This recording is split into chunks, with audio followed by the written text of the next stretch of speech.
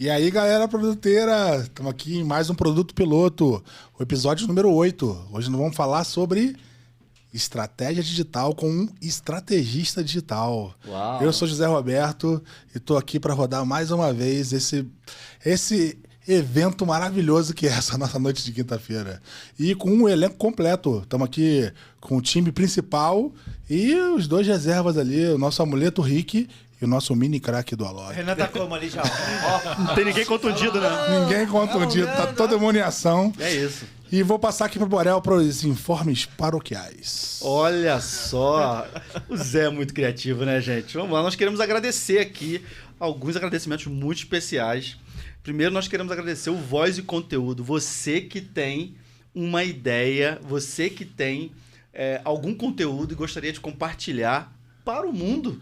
Colocar suas ideias na podosfera. Isso, na podosfera. Cara, você pode procurar aí o Voz e Conteúdo. E também queremos agradecer o podcast no bar. E o Tchê Café, que recebe a gente com quantas 37 bicos de chopp. Gente, tem noção? É o paraíso, é o paraíso. 37. Esse aqui é o 32, ó. Eu tô quase lá no fim, né? Ó, hoje eu tô bebendo cerveja. Ô, brincadeira, hoje eu tô no suco. Sem comentários, sem comentários. Vocês não vão me excluir, não, né? Sem comentários. Olha, gente. Queremos agradecer aqui o Tia Café. O Igor, que tá aqui na produção. Mito! Igor é um mito. Uma simpatia. Muito obrigado, Igor. Valeu mesmo. E queremos que vocês sigam a gente nas redes sociais, né? Produto Piloto no Instagram e também no LinkedIn. Então vai lá, Produto Piloto. E também todas nas principais, né, Renan?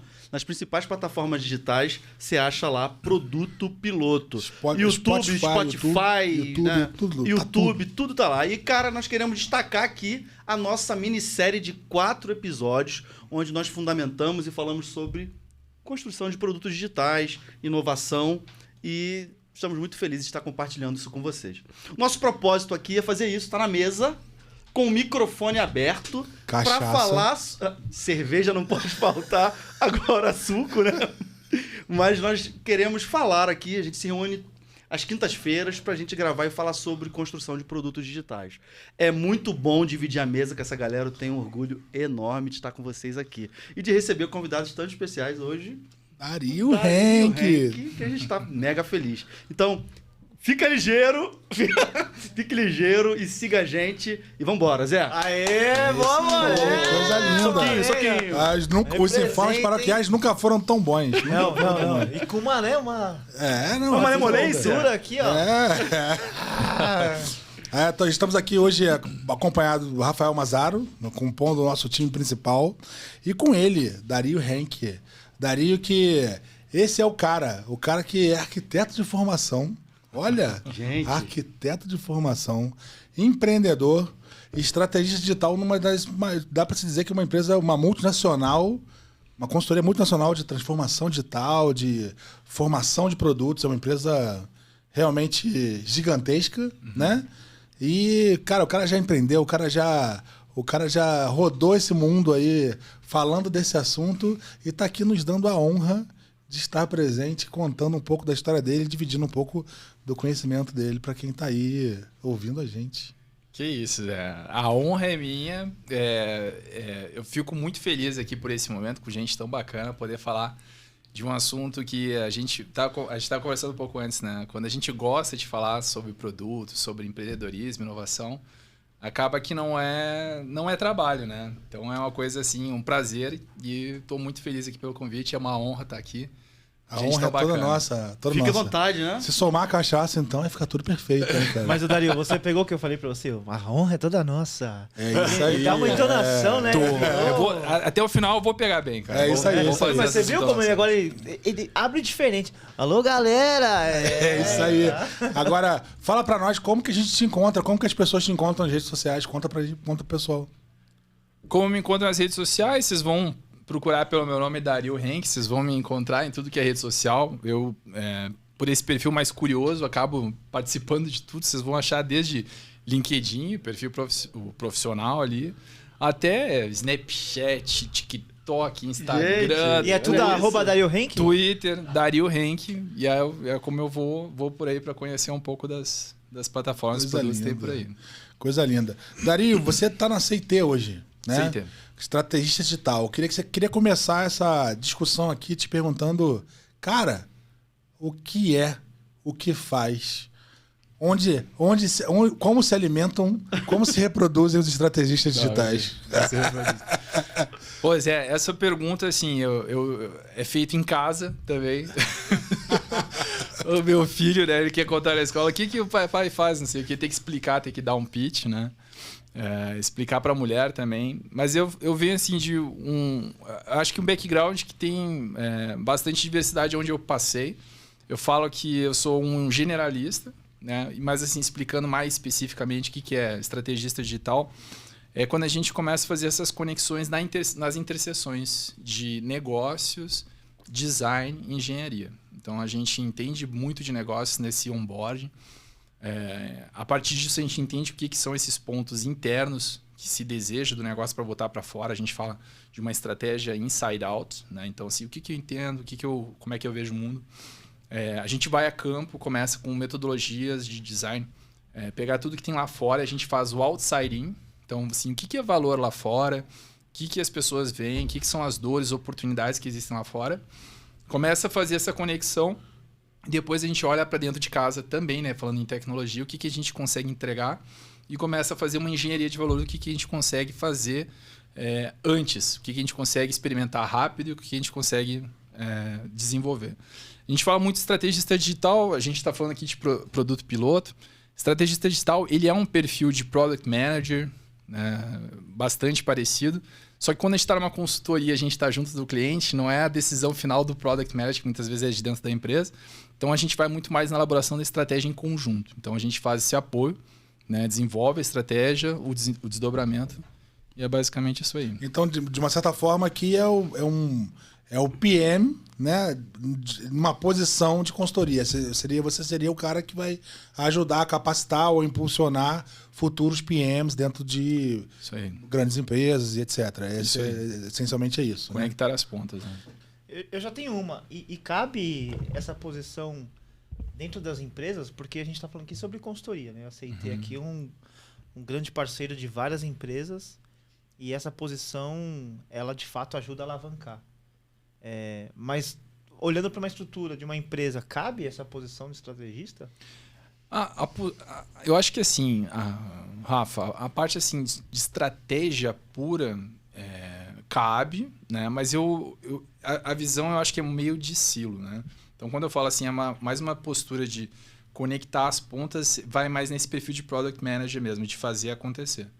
Então, ter um entendimento interno, conhecer essas competências de tu ir para o mercado, trazer e olhar para dentro de casa com tecnologia, fazer uma engenharia de valor, o que a gente consegue fazer rápido, é um pouco desse perfil de estrategista digital. Né? Sempre falando sobre valor, como é que a gente consegue ativar e lançar algo para o mercado e ter um pouco dessa, como é que a gente fala, uma prática de ontologia. Né? Tu lança para o mundo e o mundo muda e aí você itera. Então, você lança para fora, aquilo lá te muda e aí fica nessa dinâmica de transformação. É uma visão muito legal. E eu fico me questionando aqui de como é que essa posição ela se encaixa ou que tipo de interseção ela tem eventualmente com a do CX, por exemplo. Tá aí uma coisa que sempre me ocorreu. Eu vejo assim a interseção com a parte de CX. CX eu vejo assim, tu trazer tudo aquilo que é da experiência do cliente vivo, assim. Como que o produto está performando, né? O NPS, famoso NPS dentro da empresa, satisfação em diferentes partes dos produtos, em diferentes jornadas. Isso está sempre retroalimentando o produto. Né? Então, eu vejo o papel de CX muito nesse aprendizado de fora trazer para dentro. Né? Mas parte de estratégia digital é a partir desse aprendizado, o que eu faço com isso? O que eu faço com isso? Então, tu começa a olhar um pouco mais para o apetite da empresa, para onde que ela está querendo ir, qual que é a visão que ela tem de negócios, dentro do produto que você está trabalhando, qual que é a visão de produto, e aí você fazer um pouco do que eu faço depois. Isso é mais sobre estratégia. Né? Sim, mas sobre desenvolver a estratégia, sobre fazer esse negócio evoluir para algo que seja, de fato, maior, escalável, que impacte melhor, né? Enfim. Só para ver se eu entendi, Me parece, então, que esse papel ele se conecta muito também em relação à estratégia do negócio, né?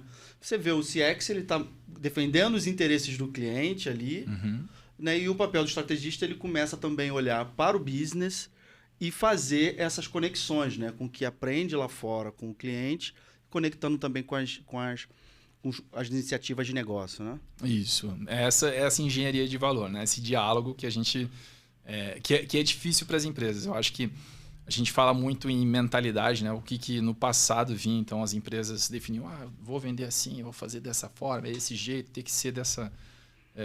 estabelece como uma coisa tem que ir para o mercado, né? Então isso mudou. Então, e também não dá para ser só o cliente, né? Então tu tem que criar esse diálogo.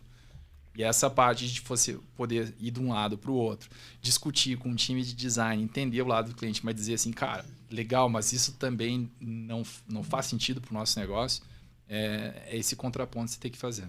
Então, de uma certa forma, pela minha tradução até agora, é uma cola. Tem uma responsabilidade de colar, né? Colar a necessidade do cliente com a oportunidade que a empresa tem em aproveitar aquele gap, de certa forma, né? Isso. Legal pra São caramba. Oportunidades. Cara, e aí assim, você é arquiteto de formação, né? A gente tem uma piada entre nós que sempre a gente sempre pergunta assim, pô, Já fala do conheço. fulano, né? Fulano, jogou com quem? Jogou onde? Então, pô, a gente ouviu Chupou aqui laranja que... com quem? Né? Chupou Mascou laranja com chiclete quem? Quem é? A história do Xuxa, né? O Xuxa, né? Tem a história do Xuxa aqui do Borel, que jogou aí alguns anos, né? Tem uma situação um pouco mais complicada. E eu ouvi dizer que você já teve aí além de arquiteto, uma carreira no futebol, é isso? Não é uma carreira no futebol, né? Futebol amador. Olha a modéstia, fala a verdade, fala a verdade. Não, longe disso. Mas eu, quando moleque, eu gostava muito de jogar futebol, jogava com os amigos. E aí a gente tinha time de futebol lá em Porto Alegre, lá no Rio Grande do Sul. E a gente tinha um time que era numa cidade do lado, em Canoas, e a gente fazia essas peladas de final de semana. E a gente fazia esse campeonato, participar desses campeonatos municipais, assim, de molecada, né? E aí eu jogava com bastante gente, assim. A gente jogava na várzea. E tinha um apartamento na praia, uma praia, na época, quando ela foi lançada, era um condomínio planejado, vamos dizer assim. Ela ficou muito famosa e ia muito jogador de futebol para lá. E toda a beirada da praia era assim com os campos de futebol. E aí os jogadores lá, foi Paulo Nunes, Zé Renato, foi... E aí uma vez eu fui jogar futebol e tava assim toda não, eu não vou dizer assim... A nata. Não... Tinha um público ali, a galera que era os peladeiros, que é aí o time que vai entrar depois. E tava um movimento, assim, pô, não sei o quê. E aí tinha um desses jogadores.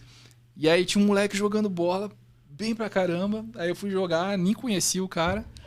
E, pô, eu jogava bem, assim. E aí eu lembro que eu reclamava que às vezes ele não passava a bola. Quando tinha falta, era ele que queria bater. Porra, que não é assim, na várzea tu recebe a falta, tu que decide, né? Tu que bate a falta ou decide se passa pro outro. E aí um amigo meu veio e me cutucou assim, porra, cara, esse é o irmão do Assis. Eu fiquei, quem é esse aí, cara? Que Assis? O Assis que jogou no Grêmio. Aí eles falaram assim, o Ronaldo Assis. Aí eu não sei quem é, cara. Pô, o cara já é seleção brasileira aí, camisa 10, desde da parte dos 15 anos. Aí, porra, tá explicado, né? O jeito que o cara matava a bola, tudo. E aí eu joguei futebol com o Ronaldinho. A gente jogou umas 3 partidas ali na várzea. Daí eu conto pro pessoal, porra, eu já joguei futebol com o Ronaldinho Gaúcho. Os caras não acreditam. E acabou-se a carreira do futebol. Acabou. Não, e a pergunta que não quer calar. Você jogou com ele ou ele jogou com você? Tá bom. O que eu conto pro pessoal é que eu reclamei dele, que ele não passava a bola. Imagina, cara. Até a gente é bom sempre a gente entra em outros assuntos, né? Que a gente tem vida normal, né, gente? Agora, olha só, cara. Como é que foi esse teu processo de transição? Você era um arquiteto, né? Trabalhou com paisagismo. Como é que foi esse teu processo para a área de tecnologia e inovação? Você lembra? Consegue compartilhar com a gente? Assim, se tu olhar na perspectiva da disciplina, assim, falar assim, arquiteto, o setor é construção civil e aquilo, né? Eu acho que muitas pessoas têm essa lente, né? Mas se tu olhar assim, dentro do campo, do universo, assim, de tecnologia também tem, mas empreendedorismo e inovação, desenvolvimento de novos produtos, é muito comum tu ver essa profissão de arquitetura, porque é uma disciplina que tu aprende o jeito de fazer, dependente do que tu vai fazer. Então, tu pode fazer um produto físico, né, o hardware ou o software, assim, em diversas escalas. A abordagem de entender o cliente, de tu criar várias camadas para tu entender um problema. Isso é uma prática da disciplina, isso sempre aconteceu, assim. Então, eu trabalhei muito tempo como arquiteto, mas aí eu fui para design de produto, dentro de um campo de um parque tecnológico lá no Rio Grande do Sul, Tecnopuc, lá onde fica a ThoughtWorks, né? Então, um monte de empresas de tecnologia, Dell e tal. E aí eu comecei a ter contato muito mais com essa parte de empreendedorismo, de startups. Lá atrás, quando eu fui trabalhar no Sebrae, que era para trabalhar através do design, eu sendo arquiteto, como que eu ajudo as empresas a inovarem a partir do design? Então, assim, vamos falar de comércio, né? Como você faz a parte de arquitetura comercial, arquitetura de interiores, agronegócio, embalagem, né, para o agronegócio, indústria, o próprio design de produto. Então, tudo passava pelo design. E aí eu comecei a ter contato com tecnologia. Foi quando eu deu aquela Virada de chave? Virada de chave. A gente fala o bichinho do empreendedorismo, assim. E aí eu me encantei. Aí eu comecei a pensar muito mais, além do produto, criar um novo negócio e tu criar um sistema. É uma coisa muito mais dinâmica das pessoas que estão ao redor e tal. Isso me encantou. Então eu pensava assim, beleza, aqui está o produto, mas para isso acontecer, tem todo um sistema ao redor que é super encantador também. É um desafio, a parte... Eu acho que é mais difícil, né, do que o produto em si. São as pessoas que estão ao redor daquilo lá, como, né, acertar a visão de todo mundo, definir estratégia, o que vai ser agora, o que vai ser depois. Todo mundo olhar para o mesmo lado, isso eu acho que é mais difícil de fazer. Mas também é a dinâmica que eu acho mais encantadora, mais estimulante. Né? Tem toda uma engrenagem, toda uma cadeia de valor envolvida para poder entregar um produto final. E aí, ao longo da carreira, eu vim nessa migração de empreendedorismo e inovação. Aí eu abro bem o espectro, abro bem o campo, né? Então, eu vim nessa parte de criar novos produtos, serviços e negócios. Né? Cara, muito interessante. E você falando agora, de fato, tem uma conexão impressionante, né? Você pega ali o exemplo clássico da Disney, né? Uhum. Que é um case de experiência super poderoso. E você tem toda aquela situação de que o cara, às vezes, passa mais tempo na fila do que no brinquedo e você ainda assim precisa produzir uma experiência super encantadora. Consegue se produzir uma experiência super encantadora com todo esse ecossistema que está em torno ali, né? Então, ouvindo você falar, para mim, agora passa a fazer todo sentido, né? Você ter se conectado mesmo com essa carreira, né? Que no final das contas tem muito a ver com isso mesmo. Mas fala um pouco sobre a tua vida como empreendedor, né? Você, começou a ter contato com o design de produto, começou a enxergar além, né? De certa forma.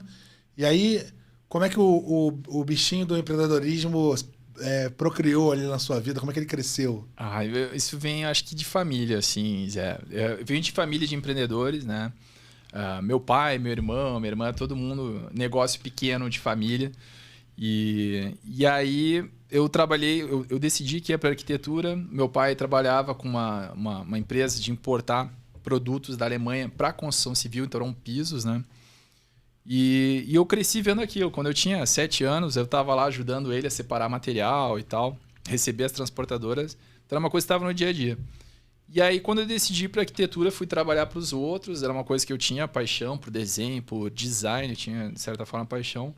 E trabalhei por um tempo. E aí eu lembro meu pai me provocando assim, vem pro lado de cá, vem aprender a ganhar dinheiro, vem ver como é que funciona esse outro lado aqui do balcão. E eu queria ter uma outra visão, assim. Fui trabalhar no negócio de família. É bom, mas é ruim ao mesmo tempo, né? Então, assim, é bem interessante. Tem a relação familiar no meio, né? Relação familiar no meio, é complicado. Mas é muito diferente. É diferente tu pegar... tu cria uma base, tu põe um tijolinho, tu sabe que aquele tijolinho é teu, sabe? Não é o tijolinho do outro. Então você está construindo uma coisa, tem um senso bem impressionante, assim, revigorante, né? De tu saber que tu está construindo algo. Então isso era uma coisa que meu pai passava muito. E aí eu trabalhei muito, alguns anos na empresa da família e foi quando eu putz, mas papai, isso aqui não tá legal. a grama do vizinho é mais verde, uma merda trabalhar na empresa aqui de família. E aí eu resolvi romper, né? Pô, vou seguir minha carreira, vou de novo para outros lados. Só que essa parte de negócios, como eu comentei, ela me interessou muito, né? Como tu monta um sistema, um negócio, junta as pessoas e controla tudo aquilo lá. Aí eu fui trabalhar no Sebrae, lá no Rio Grande do Sul, e aí era uma plataforma, assim, para tu enxergar todo o mercado, né? Tu enxerga muito mais, assim, de políticas públicas, como é que... E tu tem uma visão e dados de como é que as coisas funcionam. E aí eu lembro que eu cheguei, assim, pro meu pai depois de um tempo, e eu trouxe, assim, pro meu pai, né? Pai, lembra como eu reclamava da empresa que falava que a grama do vizinho era mais verde, não sei o quê. Eu falava, pai, é uma merda, mas é uma merda pra todo mundo, pai. É difícil pra caralho, pra todo mundo. Tava achando que era uma merda só aqui, mas tem merda pra aí. E aquilo lá me deu uma certa tranquilidade, sabe? Porque eu acho que essa coisa do trabalho, do esforço das pessoas, das famílias, eu acho que se ajudam. E aquilo lá me mudou, assim, da forma que eu enxergo pequenos negócios. Eu trabalhei bastante tempo nessa parte de pequenos negócios. Fui para a consultoria ajudar grandes empresas, mas sempre mantive esse trabalho voluntário de ajudar startups, fazer mentoria, que é uma coisa que, para mim... Desligou, Igor. Aqui caiu. Voltou. Que é uma coisa que para mim sempre, eu acho que tem um valor assim importante, assim, afetivo, de família, que eu vivi isso, assim. Então hoje eu trabalho nessas interseções porque eu não consigo ficar assim só em design, entendeu? Eu não consigo, eu tenho que ficar nesse meio, assim, negócios, porque eu acho que tem uma coisa importante ali. É interessante isso, né? Você que está querendo se posicionar no mercado, né? Com algum papel. Acho que a visão que você passa para mim escutando é que você ganhou muito repertório, né? Flutuando entre essas possibilidades, né, Dário? Eu comentei. Aí o pessoal fala assim, especialista. Fala, minha carreira não foi uma linha reta. Não foi uma linha reta. O cara especialista é que ele se aprofunda e sabe tudo, e 20 anos fazendo a mesma coisa. E eu falo, eu flutuei num monte de coisas, eu sou um generalista. E até pouco tempo, né, isso aí não era valorizado. Daí de uma hora para outra eu comecei a falar assim para minha mulher, agora tá todo mundo querendo, achando meu perfil interessante, porque, né, trabalhou um pouco aqui em design, um pouco em negócio, conhece um pouco de... Aí tu vai conectando. Aí eu falei tipo um pato, assim, né? Tu caminha na grama meio torto, nada meio desengonçado, e voa parecendo que vai cair. Mas tu passa por todos esses meios, entendeu? Aí essa questão dos perfis digitais também alta. Então, quando a gente ouve você contar aqui, é muito dos atributos que a gente se discute no dia a dia agora para a construção de um produto. Uma visão muito forte sobre como o design alavanca o negócio, como, nesse aspecto empreendedor, como você pensa na visão do CEO ali, né, de alguém que está se preocupando em construir um produto para gerar um valor para alguém, em resolver um problema para alguém. E também no aspecto tecnológico, como que a tecnologia alavanca tudo isso. Entendendo que para onde nós estamos convergindo, o nosso mundo aqui, ele é tecnológico, ele é cada vez mais digital. Então, por isso que eu entendo que seu perfil está muito em alta, porque quando você olha para os 3 pilares que eu citei aqui, você tem um pouco de navegação entre esses pilares, o que acaba gerando uma necessidade, digamos assim. Exato. A tecnologia é um instrumento, né? No fim das contas. A gente tem falado muito disso nos últimos episódios, assim, sobre várias perspectivas. No fim das contas, acho que esse é o grande recado. É um instrumento, né? Por isso que eu acho que perfis como o seu são tão buscados no mercado. Porque, no fim das contas, é sobre ter uma visão, de fato, generalista. As coisas não são lineares, né? Você está buscando entender o problema de, às vezes, mercados diferentes e aplicar soluções diferentes. E, cara, na boa, se você for olhar só para a tecnologia e para um paradigma específico, você não muda nada, né? Então, a mudança vem dessa construção de repertório. E aí, olhando um pouco para a tua história, eu queria puxar um pouco mais dela, né? Você falou que passou esse tempo no Sebrae, ali se conectando, e o Sebrae muito nessa linha de fomento, mas você também falou que fez captação, né? Você fundou ali um negócio. Como é que foi isso? Conta pra nós. Como é que foi o princípio disso? Enfim, conta pra nós um pouco dessa tua experiência. Esse foi, assim, pelos projetos que eu desenvolvi na época lá do Sebrae, de fomento ao empreendedorismo. A área que eu trabalhava chamava empreendedorismo e inovação. E eu ficava, nossa, o que é isso, né? Super amplo. Quantos anos? Aí fica ruim. Eu vou aproveitar o gancho aqui, ó. Vou aproveitar o gancho do episódio 7, inovação. É tudo isso mesmo? Assistam aí o episódio 7, que tem a ver um pouco aqui do que o Dali tá falando. Bacana. Mas faz tempos. Quando entrei nessa área foi em 2009, final de 2009. 2010, assim, que aí foram os projetos que eu peguei e comecei a tocar na época sobre esse tema, né?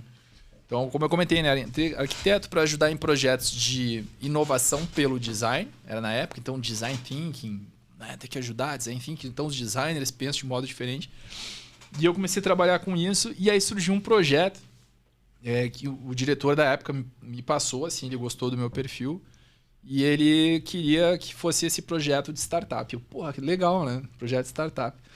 Que merda é essa startup, né? Primeiro vamos entender, né, o que é isso. E aí o Sebrae na época estava participando de um fundo de investimento, ele ia botar uma grana dentro de um fundo de capital de risco lá do Rio Grande do Sul, chamado... como é que era? Daqui a pouco vem a companhia... Daqui a pouco vem o nome. Relaxa, vamos em frente. Aí eu lembro, aí tem esse fundo de investimento conhecido lá no Rio Grande do Sul, eles iam participar e também em paralelo tinha uma competição de startups que era para ser feita assim. Então, uma competição de startups, o que é isso? Como é que vão fazer? Mas a empresa de base tecnológica, o nome do projeto chamava Desafio Intel, mas aí como tinha uma parceria com o Sebrae não podia chamar porque é específico daquela marca, como não podem entrar as outras e tal. Aí mudou, né, com um acordo lá para Desafio Brasil. E aí a gente rodou em 2010, 2011. E eu estava muito preocupado, assim, tipo, na performance do projeto. E era um formato tipo hackathon hoje, assim? Algo similar? Ele era não era hackathon. Ele era um formato de... Similar a... Tu inscrevia lá o teu modelo de negócio. Tu fazia o teu modelo de negócio, tu inscrevia, aí participava para uma filtragem, depois o pessoal era convidado dentro dessa triagem que era feito para fazer o pitch. Mas dali... Não chegava a desenvolver, né, o produto, né? Era mais de modelar sobre um negócio e vender a ideia ali através do pitch. Né? Isso, não era para desenvolver, era para pegar negócios que existiam, traziam o que era mais interessante, passavam por essa triagem, expor esses negócios aqui vão ser os premiados, enfim. E aí a gente saiu correndo assim, em todas as universidades, né, no Rio Grande do Sul para fazer essa captação de projetos, né, os projetos que vão se inscrever. E aquilo lá foi muito interessante, o projeto foi muito legal e eu gostei muito desse negócio de startup. Né? Caramba, o que é isso, startup? E comecei a ler. E aí eu comecei a ler sobre o Vale do Silício, comecei a ler sobre aquele cenário de investimento, aquelas empresas voando assim... Ia do 0 a 1000 em pouquíssimo tempo. E aquilo lá eu achei muito atraente. Assim. Eu tenho que aprender mais sobre isso. E aí foi numa época, eu saí do Sebrae e eu com alguns colegas do Sebrae, a gente começou a falar sobre ideias que a gente podia fazer para criar um novo negócio. Como eu vinha já de um campo ali, estava trabalhando dentro desse parque tecnológico lá no Rio Grande do Sul, eu comecei a fazer um trabalho junto com indústrias de grande porte. Então... Só que a área de P&D, de pesquisa e desenvolvimento das indústrias, a parte de design deles, é horrível, assim. Ruim, sabe? Ruim. Então, o pessoal, é uma indústria, os caras vão lá, contratam um desenvolvedor que tem um perfil muito técnico de formação de SESI, é quase um cara operador de máquina para desenvolver um produto, um calçado, um móvel e tal. E o cara vai dar continuidade ao status quo, né? Ele não vai mudar nada. E aí eu fiquei, tem um potencial aqui de tu estruturar essa área de pesquisa e desenvolvimento deles. Então a gente criou um projeto que é como se fosse uma plataforma de competição de criativos. A gente pegava, juntava da indústria assim, o que eram os desafios de tecnologia deles. Tipo um concurso de ideias, né? Tipo um concurso de ideias. E aí a gente criou visão de plataforma do outro lado e começamos a buscar designers para participar dessas competições. E aí a gente começou a botar um valor, assim, é uma grande marca, eu acho que tem esse valor de reputação, o pessoal vai ter uma troca de conhecimento. E eu acho que é atrativo isso aqui, cara. Eu acho que as pessoas vão se engajar. Aí a gente se juntou com uma associação de indústrias, começamos a buscar em cima das empresas. E começou a vir ideias, assim. Começaram a vir ideias, começou a criar um pool de designers bem expressivo. A gente lançou uns 10 desafios que a gente fala, né? Desafios de desenvolvimento de produto, e a gente juntou mais ou menos uns 2.500 designers na plataforma. Caramba! Então... Qual era o nome da plataforma, você lembra? Wiki 9, né? Wiki 9. Então o propósito era conectar designers à indústria, né? De certa forma, colocar gente nova, colocar carne nova tempero novo numa indústria que é bem tradicional. Esse é o ponto para mim que eu queria perguntar. Quando a gente olha para esse cenário em que a indústria é um processo tradicional, como que é a convergência dessa discussão com uma visão de inovação, uma visão de ter ali uma pessoa de design discutindo o produto? Era de fato aceitação ou tem muita porrada aí nesse 2010, né, também, né, falando assim, 2010. Tem muita porrada, cara. Eu acho que até hoje, a gente tá em 2022 e tem muita porrada. É esse conflito, assim, de mentalidade. E é muito baseado em resultado, assim. E ainda tu pega o Rio Grande do Sul, que eu falo, né? O Rio Grande do Sul é o epicentro do conservadorismo. É o meu país, Rio Grande do Sul, né? Então, tipo, lá a pessoa é cabeça fechada, não muda e tal. Muito orgulhoso, faz as coisas com muita qualidade, né? Mas para confiar em algo novo, experimentar, é muito difícil. Então, aí tu tem que ir batendo, tem que falar assim nesse caráter experimental, né? Esse valor pequeno de entrada, que não vai ser algo que vai... E aí tu começa a trazer resultados, as pessoas começam a entender, e aí vai por efeito. Aí tem o efeito contrário, que é esse que acelera, que é o de competição, né? Pô, fulano fez, eu vou fazer também. Beltrano fez, eu quero ver o que ele tá fazendo também. E aí tem esse efeito que isso é positivo quando consegue entrar, né? Desculpa, Zé. Tem um fator interessante dessa época aí, talvez... Acredito eu que nessa época o papel de design ele não era talvez tão valorizado como hoje na construção de produtos digitais, né? Então, imagino que era um desafio para aquele momento, lá para aquela época, esse processo. Estamos falando de design numa indústria super tradicional. Sim, sim. E hoje não. Hoje, o processo de construção de produto, o design ele tem um papel fundamental, né, para poder fazer a parte de discovery, né, imersão, pensar no né, cliente, pensar a no forma como vai se cliente. relacionar com o produto. Então é uma época completamente diferente. Imagino que o desafio era bem interessante mesmo. Aí tinha uma coisa assim, era design não era de produto digital, né, pessoal? Tô falando ali, era design de produto, mas tinha uma coisa que a gente já estava, a nossa segmentação, né? A gente sabia que eram indústrias de pequeno e médio porte. A gente sabia que era de indústria de transformação, a gente sabia que os setores que estavam ligados a essas indústrias. Então, a gente fala assim, que tinham os produtos ligados a lifestyle. Então, quando a gente fala assim, produtos ligados à moda, principalmente assim, calçados, móveis, utensílios domésticos, porque a gente sabe que tem uma cadência marcada por feiras, que eram os momentos de lançamento, que o pessoal tem que lançar novas coleções, novos produtos. E isso tem que acontecer porque era uma dinâmica no mercado. Então, assim, a gente já sabia que precisavam de designers, isso acontecia, mas a gente queria ter isso de uma maneira estruturada. Então, foi quando a gente começou a estudar, entender um pouco mais, fatiar para a gente poder ter um encaixe melhor. Não poderia ser qualquer indústria, sabe? Então, isso fazia parte do nosso processo de estudar para lançar o negócio também. Não, muito legal, porque isso tem uma conexão muito interessante, assim, parece a produção de um repertório muito legal, porque você faz hoje, né? Uhum.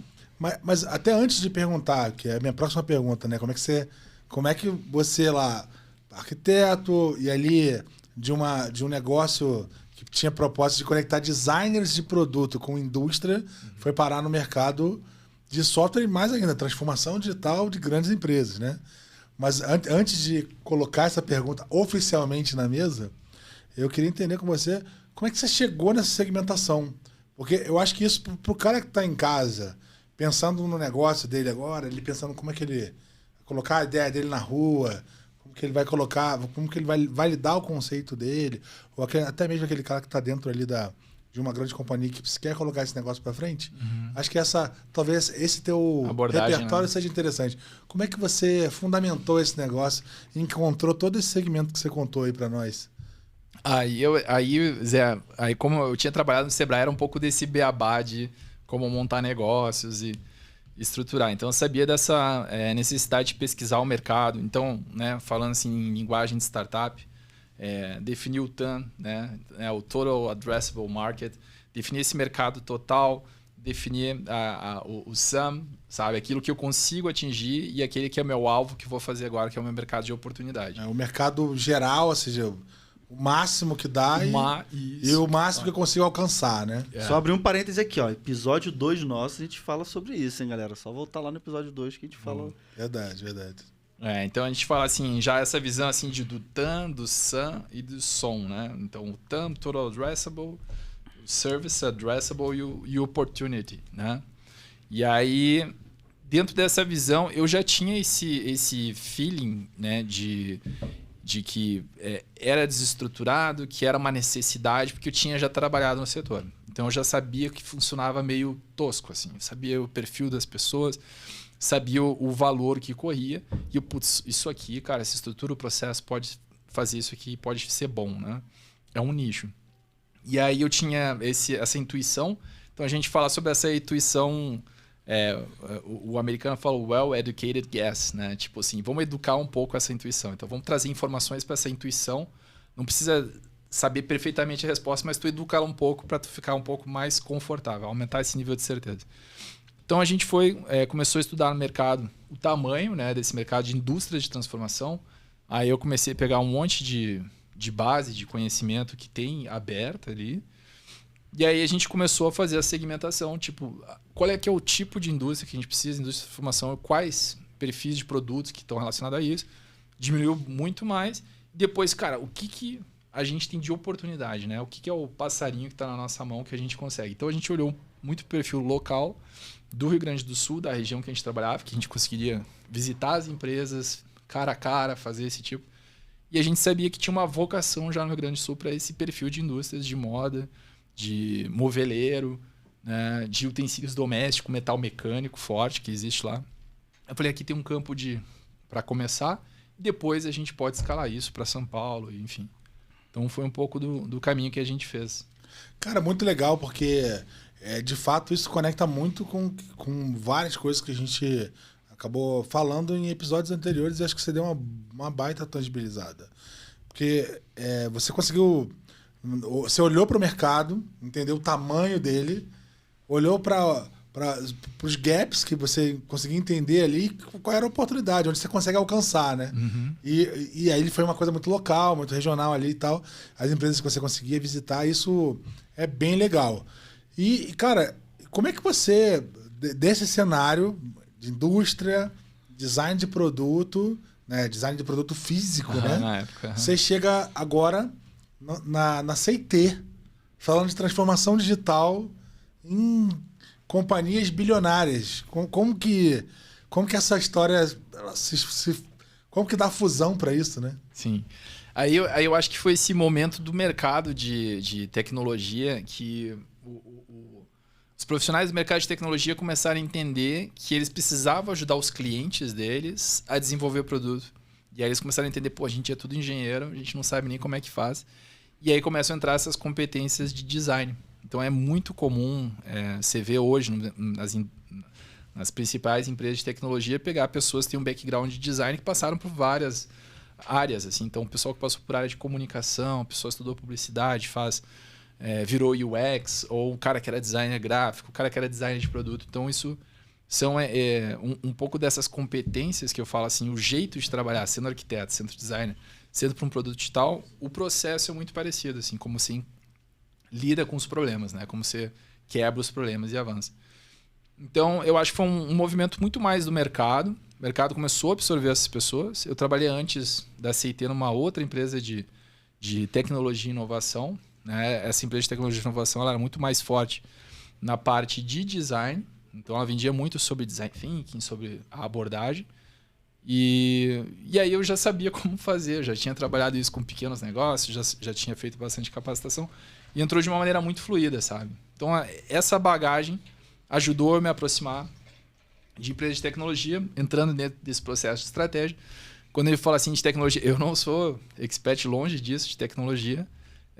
Eu acho que é um benefício que eu tenho, porque eu estar próximo, eu estou aprendendo cada vez mais sobre como desenvolver. Consegue enxergar por uma outra perspectiva, às vezes. Né? E eu adoro entender sobre tecnologia. Eu acho que é uma troca que eu tenho muito legal. E em contribuição eu trago esse lado de design, de como pegar a fumaça e dar forma, sabe? Então, assim, intenções, né? Make sense, que a gente fala. Assim, tu pega aquilo que está no ar e cria sentido. Vamos lá, ó. Agora, meu ponto aqui. A gente tá num papo muito bonito, assim. Sabe quando você segue um caminho feliz? Tá muito no caminho feliz, não tá no caminho feliz aqui? Tá, não, tá super. Pô, aqui super. tá. Tá tudo lindo. Tudo lindo. Mas eu quero, aqui ó, sem milindres, sem papas na língua aqui de todos. A gente fala muito sobre uma questão de cultura, uma questão de como tudo isso aterriza nas empresas tradicionais, nas big corps, até mesmo as empresas que estão em escala, sobre a complexidade que é você tratar tudo isso, porque nós estamos falando sobre pessoas. Pessoas que, de repente, estão há 30 anos numa empresa, 40 anos, que têm uma outra mentalidade, uma outra forma de pensar a construção do negócio, do produto. Me conta aí, não só para o Dario, mas aqui abrindo para a galera, um pouco da dificuldade que tem em implementar tudo isso que a gente está discutindo, que é bonito, né? O pensamento de design, trazer o cliente para o centro, discutir que o caminho de fato é olhar para o cliente o tempo todo, se preocupar em gerar valor através não só da tecnologia, mas pensando no design através de tudo isso. Queria ouvir de vocês aqui, começando pelo Dario, óbvio, as dificuldades que a gente tem quando a gente cai numa grande empresa aí, que você tem uma série de quebra-cabeças para poder construir, para poder conectar, de pessoas, de dificuldades do dia a dia. Você tem um sistema legado, você tem pessoas que estão há muito tempo, você tem uma estrutura muito verticalizada. Como que a transformação e o estrategista digital entra nessa loucura aí para poder ajudar a resolver esses problemas? Eu acho que eu entendo assim que essa dinâmica, assim, o próprio mercado mostrou esse movimento, falando hoje, né, trazendo isso para hoje, né? Acho que no passado era algo muito novo, acho que a mentalidade, a cabeça das pessoas era diferente.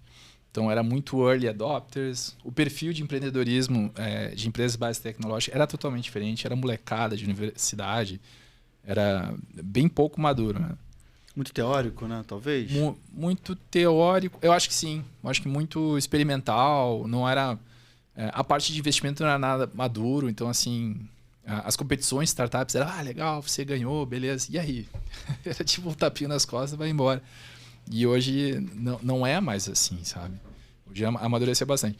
Então, eu acho que e essa maturidade veio... Acho que um pouco do... Eu sei que... Eu não gosto muito de me referir a essa coisa do mercado, porque o mercado parece uma coisa muito etérea, né? Não tem nome, endereço e tal. Mas eu acho que assim, a movimentação do consumidor mudou. Né? Mudou mesmo, total. Né? E sem a coisa do buzz. De fato, as pessoas começaram a consumir coisas diferentes. Não, mas minha provocação é a seguinte. Quando você vai para uma empresa, você chega lá, tem alguém que está comprando o passo, está acreditando naquele movimento. Seja ele um líder de transformação, alguém que está ali entendendo que esse é o movimento. Mas você tem, de repente, uma empresa com 4 mil, 5 mil, 10 mil pessoas. Que nem todo mundo tem essa mentalidade. E só quem constrói essa parada são as pessoas. Uhum. E aí como que entra a discussão do estrategista num cenário que para não dizer escroto, ser puxado... Complexo. É um cenário complexo, quase caótico, né? Com muitas barreiras, digamos. Com muitas assim, barreiras, Eu vejo assim, vem muito... o movimento, a necessidade de ter um movimento é percebida por todos. Assim, a pessoa sabe que a água bateu na bunda, né? Então, ele sabe que tem que mudar, sabe? E aí, existe o senso da necessidade. Da necessidade está ali, né? Então, quando começam esses movimentos de transformação digital dentro das empresas, isso já é entendido, isso já vem das lideranças, mas também são o que a gente fala da empresa ambidestro, né? Então, tu começa a defender, né? O que é uma posição tipo, cara, isso aqui é o meu core, isso aqui eu tenho que proteger, e aquilo que eu tenho que começar a criar a base para o meu futuro, para o meu próximo passo.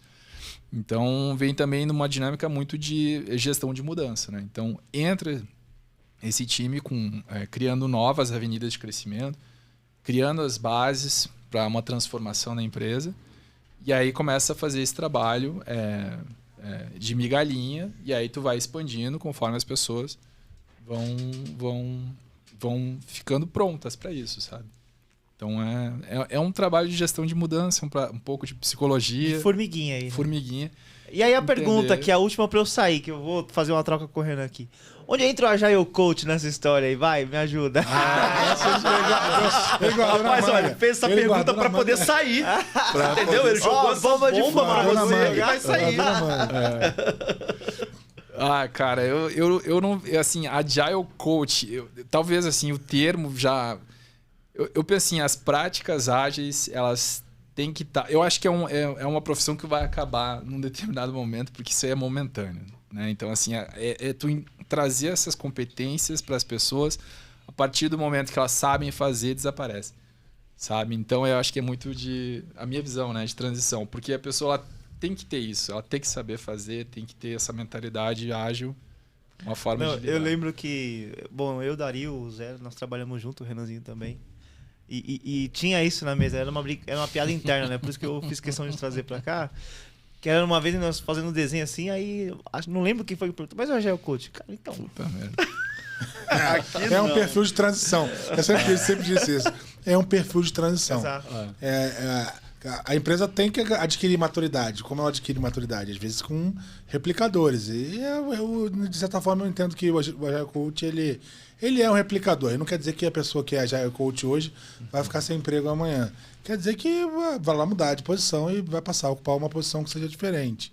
Mas sim, eu realmente acredito que uma vez implantado o conceito de agilidade, ele é algo muito amplo. Cara, isso tem que estar no sangue, né? Isso aí. Agora você ia falar? Não, primeiro, vamos dar boas-vindas aqui ao nosso amigo Renan Cap, compondo a mesa aqui.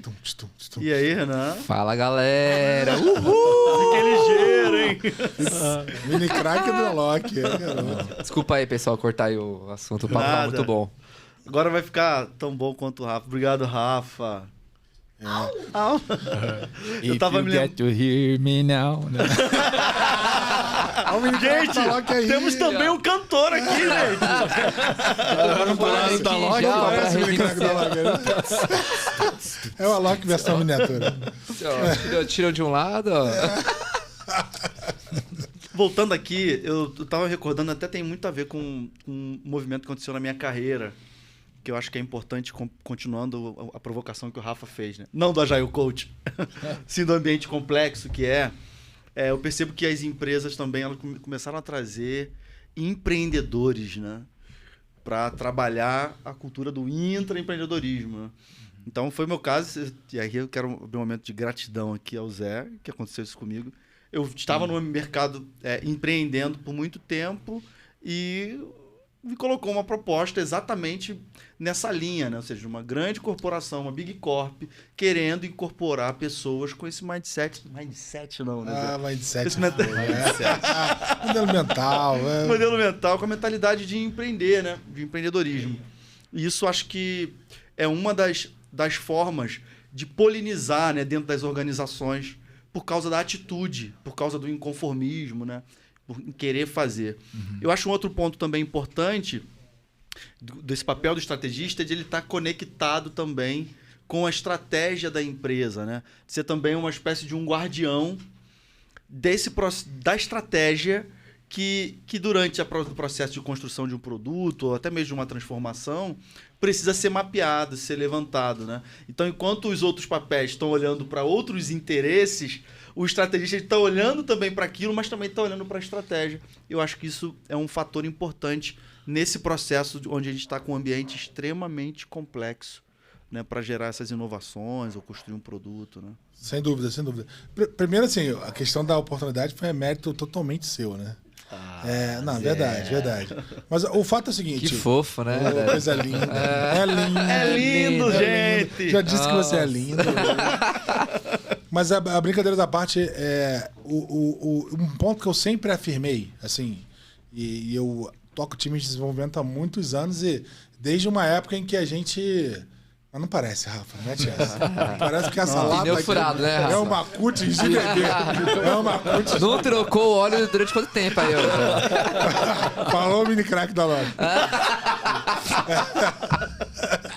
Bom, Eu toco time de desenvolvimento há muito tempo, desde a época que se falava que, cara, o usuário, né, que era, não entende nada, tinha muita essa coisa de que o conhecimento de software era algo que, puta, era algo superior, que não tinha uma conexão com quem usava. Que... Mandar meter a mão e fazer, né? Vai lá e faz e tal. Sim. O que é algo totalmente absurdo hoje, você pensar que você está ali para produzir uma solução. Quem soluciona o problema de alguém. Então, em tese, você tem que conhecer o problema dele, né? Então, eu acho que eu defendo há muito tempo que tecnologia se resolve. Assim, eu acho que sim, dificilmente eu olho para a tecnologia e penso, cara, isso aqui vai ser um empecilho. Tá? Claro que existem ocasiões, por uma questão ou por outra, tempo ou dinheiro, isso pode acontecer. Mas eu acho que isso é muito mais raro. O maior gap que eu vejo, e eu acho que por isso que, inclusive, perfis como o seu, de PM, né, ou estrategista digital, como a gente quiser chamar, são perfis muito procurados. Por quê? Porque, cara, a tecnologia ela é um instrumento, mas ela não vai funcionar se ela não se conectar com essa necessidade e se ela não passar pela oportunidade. Né? E no fim das contas, para mim, essa é a amarração da coisa. O que você acha, Renan? Você tá com uma carinha aí de tum. Não, eu tava pensando aqui sobre esse perfil, né? Que você, igual você comentou, né? Tá bem alta mesmo. Mas eu acho que esse perfil, ele permeia todo o ciclo de um produto mesmo, de um lançamento, né? Então, é igual você falou, né? A visão que você trouxe de externo e interno, eu achei fantástica. Mas também tem aquela visão que é a jornada do produto. Que eu acho que é você olhar ali primeiro para o problema do cliente. Então, você vai olhar para fora, vai olhar, entender o seu cliente, olhar ali, ver. Só um parênteses aqui, né? Eu tô tentando trazer para o campo prático para a gente tentar sair do teórico, né? Claro. Então, você vai olhar para o cliente, vai pesquisar, vai tentar ali entender as dores dele. Depois, você vai pensar em soluções. Então, ou seja, pode envolver tecnologia ou não. Né? Então aí eu acho que esse é um papel que você pode olhar para o negócio, né? Você vai olhar para a estratégia do negócio, se vamos pôr tecnologia agora ou depois. Então você vai pensar na solução e depois você vai pôr para rodar, vai pôr para executar e testar no mercado, né? Então eu acho que o perfil de estratégia digital tem muito a ver com o que a gente fala aqui, né? Eu acho que 100% do que a gente fala, ele tem a ver, na verdade. Sem dúvida. Eu acho que, e aí até assim, conectando um pouco mais, assim, aterrissando com a pergunta do Rafa, eu acho que assim, é para romper essa barreira mesmo. Não sei que. Aí eu queria ouvir um pouco da sua opinião agora como uma pessoa inserida numa dinâmica de transformação de grandes empresas, né? Que aí agora, para mim, tudo faz muito sentido olhando para a tua história, né? Você criou todo um repertório de empreendedorismo familiar até, um repertório de design, de rapport com o cliente, de ter essa dinâmica de conexão com a oportunidade. E você pegou um mercado super, digamos, queixo duro, né? Longe de mim de falar da indústria de calçado, não é sobre isso, mas é um mercado que é tradicional, diria que é um mercado difícil de mudar. E aí eu olho para o cenário de Big Corp e vejo, cara, são culturas que estão ali seculares, às vezes, com milhares, com bilhões. E aí você tem muitas barreiras, né? Que é muito difícil você virar para um presidente ou para um dono de empresa, enfim, que chegou a atingir bilhões e dizer para ele, cara, você está errado, o que você fez até agora não vai te levar para frente. Como é que você... E aí, como é que é essa abordagem, né? Acho que tem um grande desafio nessa história, né? Tem. Sempre tem, Zé. E por isso que eu falo assim, essa parte de transformação, ela começa com as lideranças, né? Então, assim, esse entendimento de que a dinâmica do mercado mudou, né? De que tem esses novos entrantes, o caso ali quando veio o caso do Nubank, né? Então, no Nubank o pessoal não estava dando nenhuma atenção ali o Itaú, o Bradesco, os gigantões, né? E os caras foram assim, lançou em 2013, quando fez a IPO, agora, né, mudou bastante a dinâmica, o mercado está bem diferente, mas quando fez o IPO, superou o valor de mercado em relação ao Itaú. Então ele mostrou, né, essa... E eu acho que isso aqui veio abrindo os olhos de todas essas empresas seculares, que não é o que levou elas até ali, que vai levar elas para os próximos 100 anos, né? Então, eu acho que começa nessa parte da liderança, E aí, a partir dessa sensibilização da liderança, aí começa a se falar, né, o que são os pequenos ganhos, como que a gente começa a preparar esses fundamentos para levar a empresa para o futuro. Então, isso mudou, o consumidor mudou, as coisas mudaram. A única coisa certa que a gente sabe é a mudança, né? O restante tudo A única coisa garantida é que vai mudar, né? vai mudar. Vai mudar não o problema necessariamente, mas as soluções que você vai aplicar para ele. Isso necessariamente vai mudar. Porque as pessoas mudam, né? E elas esperam soluções diferentes. Mas aí eu acho que um ponto assim que eu particularmente enxergo e já senti isso na pele é exatamente mudar, tem a ver com modificar a forma como as pessoas fazem, no sentido de, cara, tô falando de alguém, né?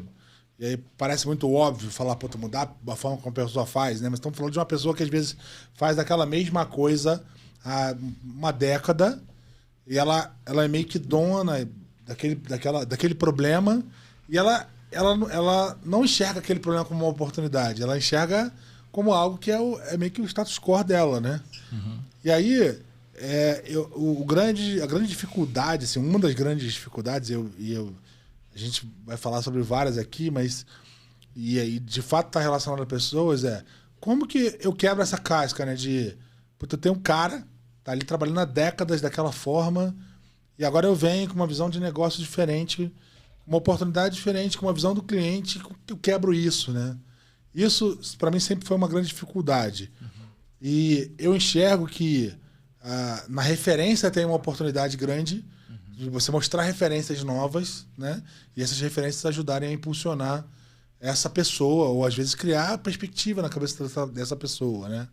E eu acho que é um pouco do que você fez, né? Uhum. De olhar para o mercado, na época, o mercado tradicional e buscar referências, buscar construir casos de sucesso para que esses casos de sucesso virassem o homem a ser perseguido, né? Como você, de certa forma, você falou, né, cara? Agora eu criei uma referência aqui, criei um caso de sucesso numa indústria concorrente e a outra, ela passa a ter que correr atrás. E nas empresas isso acontece da mesma forma, né? O cara faz algo na área A, o cara da área B não vai olhar para aquilo e falar assim, pô, legal, o cara fez bem. Porra nenhuma, vou lá, vou fazer melhor porque eu sou melhor do que ele. Né? É dinâmica. Né? Como é que você enxerga isso? Como é que isso acontece na tua vida hoje? Eu penso muito assim, o que a gente tem de campo de jogo e o que a gente tem que ter essa visão. E isso passa muito por essas dinâmicas, esse modelo mental de empreendedorismo. Né? O que é o passarinho que eu tenho na mão aqui, né? O que eu sei fazer, né? O que eu tenho à disposição e o quanto que eu estou... que é interessante, a gente sempre projeta sucesso, né? Mas também tem que projetar fracasso. Assim. O quanto que eu estou disposto a perder nessa nova dinâmica que eu vou criar aqui. Então, isso passa dentro dessa forma de trabalho de tu poder experimentar, de tu poder criar esses buy-ins das áreas. Então, o que é o ganho que eu estou enxergando, como é que eu consigo disso aqui de uma maneira rápida, né? Quais as premissas, o que eu quero validar aqui, putz, funcionou, não funcionou, joga para o mundo e itera, sabe? Então, puta, legal isso aqui, mostra para os outros, vê, puta, ó, os caras estão fazendo um negócio legal lá, ó o resultado que deu. Isso dá campo. Volta, faz, escala, sabe? Pô, isso está dando mais campo. Então, essa um pouco dessa coxa de retalho, assim. Essa dinâmica, esse modelo mental, que eu acho que é muito do empreendedor, né? Vou criar um negócio, as pessoas gostaram, como é que eu posso escalar? Virou um produto. Desse produto, como é que isso aqui pode virar um negócio? E aí tu vai fazendo essas camadas, né? É um pouco do que as pessoas internamente nesse meio das Big Corps precisam aprender a fazer. Então é minha visão, assim. Acho que um momento durante esse processo de construção, acho que um momento que é bem relevante para começar essas transformações, na minha opinião, é quando a gente está construindo o norte verdadeiro em relação àquele produto, aquele serviço que vai ser construído. Porque ali é onde acontecem os movimentos mais impactantes, na minha opinião, né? Onde você traz ali a importância do processo colaborativo, onde você traz ali a importância de você trabalhar com pessoas com perfis completamente diferentes e o quanto que aquilo é agregador para o processo de construção. Então, acho que ali é um primeiro impacto a visão. De como que trabalha a questão do erro, da falha, e que você do processo interativo incremental, né? Que você vai construindo, você vai aprender ali e aí você vai redirecionando, né, o caminho. Acho que esse é um primeiro momento para essa transformação, sabe? Pelo menos na minha opinião. Sim. Não, acho que é exatamente. A gente tá falando sobre cultura aqui, eu acho, né? Dar o primeiro passo. Acho que na teoria ali, né? Tudo é legal, é fácil, né? Mas vocês já falaram sobre isso aqui, né? Eu tô chegando e falando mais do mesmo. Mas eu acho que a cultura é igual... Tem uma frase famosa, né? Que a cultura é como a estratégia no café da manhã, né? Então... eu acho que esse é o grande dilema mesmo, né? A grande dificuldade das grandes empresas, principalmente, né? Porque startup já começa com essa mentalidade de vamos errar rápido e barato, vamos testar, vamos ir pra rua, vamos ouvir o cliente e tudo mais. A empresa grande não, já tá consolidada, já tem a marca dela, tá na cabeça das pessoas, né? Já é famosa, já tem a sua grana rodando ali, né? Então eu acho que a cultura é exatamente o que você também falou, né? Será que o que nos trouxe até aqui, né? A grande empresa, é o que vai nos levar para os próximos 100 anos? O mundo mudou, né? As coisas mudaram. Então, eu acho que as empresas precisam passar por esse próximo passo, por essa evolução, para começar a pensar numa forma diferente de como fazer as coisas, como gerar valor, né? Eu acho que o princípio dessa desconstrução, eu acho que é meio isso, né? Tem uma dinâmica aí de aprender a aprender, né? Você precisa evoluir até um certo ponto que você consegue criar uma dinâmica de aprendizado contínuo. Mas para isso precisa de um movimento. Sim. E aí, assim, cara, tem a questão da construção do norte, mas eu acho que tem uma questão muito maior. E aí, discordando um pouco de você, né? Eu acho que a dinâmica de construção da visão de onde a gente quer chegar, ela tem um quê de ruptura. Porque, para mim, o que corrói essa dinâmica, o que embarrera muito a construção de uma dinâmica de produto é essa coisa do organograma. O organograma, ele dá base para uma estrutura de poder que sila a empresa, ela deixa a empresa dividida em silos muito bem estabelecidos que, no fim, impedem que as pessoas elas se juntem para resolver um problema comum, né? Que é essa coisa que o Dari vive falando desde o início aqui, que, cara, é a construção desse ecossistema que está em torno ali. Interseção, né? Interseção, coisas, construir esse ecossistema inteiro ali de relação com o cliente. O caso da Disney, né? O cara passa menos tempo dentro do brinquedo do que na fila, do que andando no parque. Então, cara, imagina se fossem silos ali, né? Então, no fim das contas, eu acho que essa quebra, para mim, é o grande gatilho da história. Por isso que eu acho que o perfil do PM, e o perfil do PM, e digo mais assim, o perfil do PM como uma característica empreendedora, e aí no sentido mais legal da história, que é como uma pessoa inconformada, uma pessoa que briga, uma pessoa que tá ali para defender essa ideia de que, cara, precisamos mudar, ele faz a diferença. E é nisso que eu acredito de fato, assim. Eu só queria complementar que eu acho que o perfil do PM, do estrategista digital, ele tá muito ligado ao perfil de um fundador de uma empresa. Porque ele é muito generalista, né? Ele tem que saber meio que quase que de tudo. Não saber de tudo, né? Mas pelo menos ter um pouquinho ali do cheiro das coisas. E ele precisa ter aquela vontade de querer mudar, de querer testar, de querer agir, né? Eu acho que é o seu perfil. Conformismo, né? Inconformismo, a todo momento. Recorrente, né? É recorrente. Eu gosto muito, tem na época lá do Sebrae, né? A gente fala muito de metodologias, de Lean Startup, Design Thinking, tudo isso.